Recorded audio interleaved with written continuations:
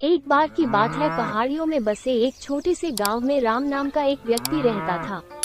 राम एक विनम्र और मेहनती किसान थे जो एक सादा जीवन व्यतीत करते थे। अपनी फसलों और पशुओं की देखभाल करते थे और अपने परिवार के साथ समय बिताते थे। अपने साधारण जीवन के बावजूद राम अपनी बुद्धिमत्ता और दयालुता के लिए पूरे गांव में जाने जाते थे।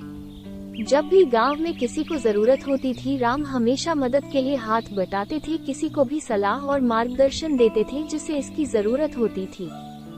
एक दिन एक अमीर व्यापारी गांव में आया और ग्रामीणों से सारी जमीन और संपत्ति खरीदने की पेशकश की।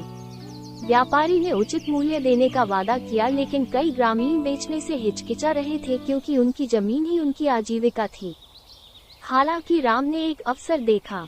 वह जानता था कि भूमि मूल्यवान थी और वह जानता था कि व्यापारी बड़ी कीमत चुकाने को तैयार है। इसलिए उसने व्यापारी के साथ बातचीत की और उसे मूल रूप से पेश की गई कीमत से कहीं अधिक कीमत चुकाने के लिए राजी किया।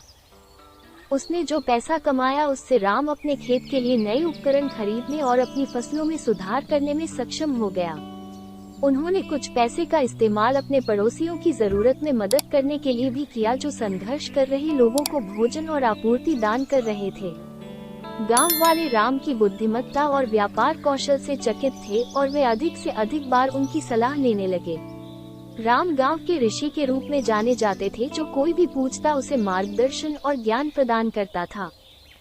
साल बीतते गए और राम एक विनम्र और सरल जीवन जीते रहे, लेकिन एक बुद्धिमान और दयालु व्यक्ति के रूप में उनकी प्रतिष्ठा बढ़ती ही गई।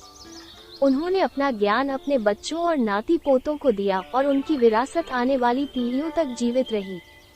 राम ने अपनी निस्वार्थता और सूझबूझ से न सिर्फ अपने परिवार की मदद की, बल्कि अपने पूरे गांव का जीवन सुधारा। उन्होंने दिखाया था कि सच्ची दौलत और सफलता पैसे या संपत्ति से नहीं, बल्कि उस प्यार, दया और ज्ञान से आती है जिसे हम दूसरों के साथ साझा करते हैं।